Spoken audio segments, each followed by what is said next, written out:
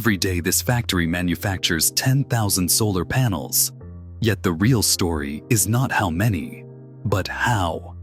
With a single technology switch, they can cut the energy used to refine their silicon by up to 80%, having the carbon dioxide embedded in every panel before it ever sees daylight. Most buyers have no idea what decisions are shaping their investment, or how upstream chemistry, from high-energy Siemens routes to fluidized bed reactor processes, is quietly rewriting the carbon footprint of clean energy worldwide. This is a story about silicon and energy, and the invisible choices that matter. So what invisible choices separate a truly sustainable solar panel from greenwashed marketing? It starts far upstream, before a single cell is sliced. Manufacturing choices at the polysilicon stage, at the wafer stage, and at the cell and module stages ripple through the whole supply chain, changing costs, performance, and environmental impact. In this investigation, we follow the full chain, from raw quartz to a finished module, and we ask hard questions about trade-offs, unintended consequences, and accountability. Expect technical detail, field reporting, and clear answers, so you can judge the panels on your roof by their actual footprint. Polysilicon sits at the heart of every solar panel, but the way it is refined sets the true baseline for energy and emissions. In the world's largest factories, the numbers are stark. The traditional Siemens process draws about 90 kilowatt-hours per kilogram of polysilicon produced. By contrast, a fluidized bed reactor, FBR, can do the same job with just 12 to 20 kilowatt-hours per kilogram. That is a reduction of up to 80% in direct process energy. At the scale of 10,000 panels a day, these savings ripple outward, slashing both operating costs and the upstream carbon footprint that gets locked into every finished module. Material efficiency tells a similar story. The Siemens route typically captures only 50 to 70% of its silicon feedstock as usable product. The rest is lost as byproduct or must be recycled at additional energy cost. FBR lines, on the other hand, reach about 90% capture, meaning almost all the silicon that enters the system ends up in the final product. For a factory churning out 10,000 panels each day, that kind of yield means less waste, fewer recycling loops, and a dramatic drop in the amount of raw material required per watt. That is better. Capture. When engineers track these numbers across a full production run, the scale of the savings becomes clear. A standard module needs around 4 to 5 kilograms of polysilicon.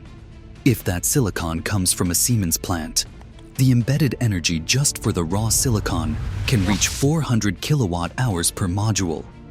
With FBR, the same panel starts with less than a quarter of that, sometimes as little as 60 kilowatt-hours. Over the course of a year, a single line running FBR can save enough electricity to power thousands of homes, compared to a Siemens-based operation of the same size. That is significant embedded reduction. A process engineer might sum it up in a single key metric. FBR lines routinely operate at 12 to 20 kilowatt-hours per kilogram, with 90% silicon captured. For a factory manager, those numbers are not technical trivia. They are the levers that decide both the environmental impact and the long-term economics of every solar panel leaving the line. These headline figures, energy per kilogram and silicon capture rate, do more than set the tone for the rest of the production chain. They define the starting point for every life cycle audit, every procurement decision, and every claim of sustainability that follows. The gap between 90 and 12 kilowatt-hours per kilogram, or between 70 and 90% capture, is not just a matter of efficiency. It is the invisible line that separates a truly low-carbon solar panel from one that carries a hidden legacy of wasted energy and lost material. That is the essential question of sustainability. Inside the heart of a polysilicon plant, the chemistry of production is anything but trivial. The traditional Siemens process begins with metallurgical-grade silicon, reacting it with hydrogen chloride to form trichlorosilane. This compound, mixed with a stew of other chlorosilanes, travels through towering distillation columns that demand constant heat and precise separation. The resulting purified trichlorosilane is then reduced at high temperatures, depositing polysilicon on heated rods while recycling hydrogen chloride and managing streams of silicon tetrachloride byproduct. Every loop, chlorine, hydrogen, silicon, requires its own set of pumps, scrubbers, and heat exchangers. Each one adds to the plant's energy bill, and every inefficiency leaves a chemical legacy in the form of waste or emissions. Fluidized bed reactors, called FBR, break from this pattern. Instead of elaborate distillation, FBR feeds silane gas directly into a reactor where silicon forms as free-flowing granules. The reaction happens at lower temperatures, and the main byproduct is hydrogen gas, an inert and easily recycled output. There is no need for heavy recycling of silicon tetrachloride or endless distillation of chlorosilanes. The process is simpler, the chemical loops are shorter, and the waste streams are cleaner. For procurement teams, that means fewer unknowns in the supply chain and a clearer path to lower emissions. The industry is taking notice. GCL Poly, one of the world's largest polysilicon producers, has scaled up FBR capacity in Yunnan and Inner Mongolia, citing energy savings and streamlined operations in investor reports. Tongwei is deploying FBR units alongside legacy Siemens lines, especially where clean hydropower is available. Daqo New Energy, a key supplier for global module brands, highlights its own FBR transition in SEC filings, pointing to reductions in power consumption and a more predictable chemical profile for buyers. These operational choices ripple down the supply chain. A procurement analyst says they now ask not just about price or purity, but about the process route and grid mix behind every kilogram of silicon. FBR lines running on hydropower are quickly becoming the gold standard for low-carbon procurement. With policy tools like the EU Carbon Border Adjustment Mechanism on the horizon, the chemistry behind polysilicon production is no longer just a technical detail. It is a market differentiator. The firms adopting FBR, especially in regions with clean electricity, are positioning themselves as preferred suppliers for buyers under pressure to cut embedded carbon. In the race to build cleaner solar panels, the route from raw silicon to finished polysilicon is now a frontline battleground, with chemistry and geography shaping who leads the global market. Diamond wire saws slice through silicon ingots at speeds that would blur the human eye, and every pass comes with a price. The wire abrasive edge vibrates laterally, carving a groove just wide enough to free a wafer, while scattering precious silicon as dust. This kerf loss, invisible to the naked eye, quietly erases up to 15% of the ingot mass. For a factory turning out 10,000 panels a day, the numbers add up fast, with tons of silicon lost each week as slurry, never to become solar power. Reducing wafer thickness promises big savings. Thinner wafers can cut module costs by about 7 cents per watt, a significant share of a typical 26 cents per watt manufacturing cost. But thinner also means weaker. The stiffness of a wafer falls dramatically as thickness shrinks, following a cubic relationship. Halve the thickness, and bending resistance falls by a factor of 8. That is why standard 156mm by 156mm PERC wafers, at around 200 micrometers thick, already show about 6% breakage during sawing and handling. Push below 100 micrometers, and the breakage rate can double or triple, erasing material savings with scrap. A process engineer explains the trade-off, and the word is balancing. Manufacturers weigh the cost of silicon against the risk of breakage. Go too thin, and the production line slows from constant stoppages. Stay thick, and expensive material is wasted on every cell. The search for a better answer has driven some teams to look beyond sawing. Kerfless wafer technology, pioneered by companies such as NextWave and Crystal Solar, skips the ingot and saw entirely. Wafers are grown directly onto a reusable substrate using chemical vapor deposition. There is no kerf, no dust, and almost no wasted silicon. IMEC researchers have demonstrated N-type epitaxial wafers, 160 to 180 micrometers thick, reaching certified cell efficiencies of 22.5%, comparable with the best sawn wafers. The promise is clear. Kerfless growth can halve capital and energy costs of wafer production, and silicon use can drop by as much as 50%. But new challenges arise. Epitaxial wafers tend to bow or warp as they cool, complicating handling and alignment downstream. Built-in doping layers must be precisely controlled during growth because the traditional diffusion step is skipped. Metallization and contact design require a complete rethink to match buried junctions and altered surface chemistry. These are real challenges for high-speed lines. An IMEC researcher puts it plainly: kerfless wafers could change the economics of solar manufacturing, but integrating them into high-speed production is not trivial. Every step from doping to metallization has to be adapted. The potential savings are real, and so are the engineering hurdles. For factories weighing the next investment, the choice is stark. Stick with diamond wire sawing and chase ever thinner wafers, accepting higher breakage and diminishing returns. Or bet on kerfless growth, with its promise of lower costs and waste, but a fresh set of technical obstacles.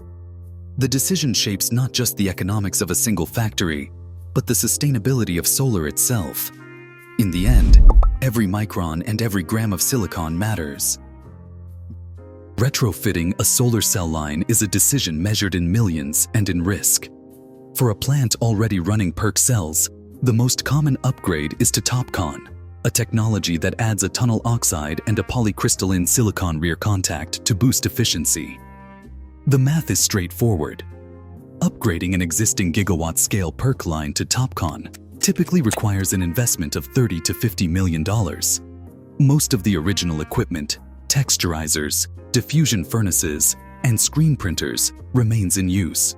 The main additions are high-temperature oxidation furnaces and deposition tools for the polycrystalline silicon layer. This approach lets factories ramp up quickly, often within a year, without the disruption of a full shutdown. A plant manager puts it plainly: with TOPCon, we keep almost 80% of our existing toolset. The retrofit is fast, and the payback is clear. For large producers, this means higher output and efficiency gains with minimal downtime, a financial advantage in a market where margins are tight and demand is climbing. By contrast, building a new heterojunction or HJT line is a different equation. HJT cells use thin layers of amorphous silicon on both sides of the wafer, demanding two-sided PECVD reactors, new wet benches, and specialized low-temperature metallization. The required capital outlay is substantial, typically 1.5 to 2 times the cost of a greenfield PERC or TOPCon line, with estimates ranging from $120 to $175 million per gigawatt. Throughput is initially slower, as the dual-sided processing and TCO deposition steps are bottlenecks.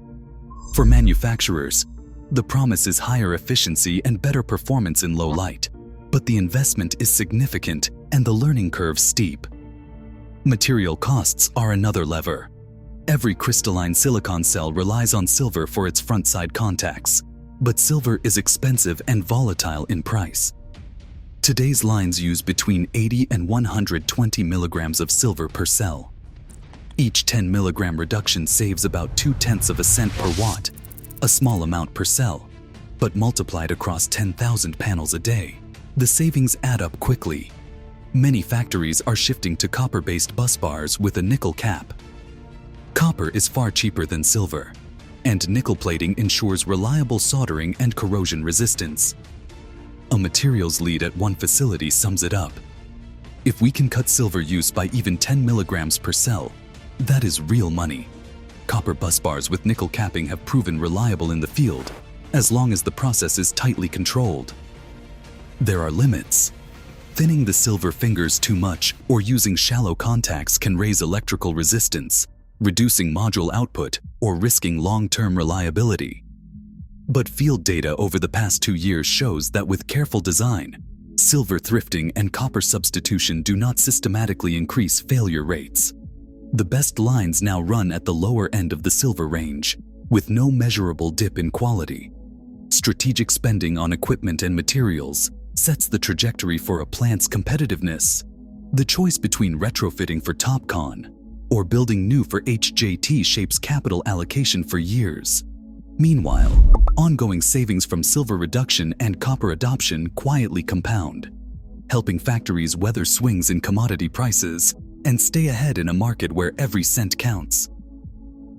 Inside the lamination hall, the materials chosen for each solar panel quietly set its fate. EVA, ethylene vinyl acetate, remains the industry workhorse, cheap and easy to process, but vulnerable. Years of ultraviolet exposure turn EVA yellow and trigger acetic acid release. The acid seeps into the cell stack, corrodes contacts, and speeds up power loss, especially in damp climates. Some panels see up to 2% output loss in the first year. Polyolefin elastomer, known as POE, is shifting the standard.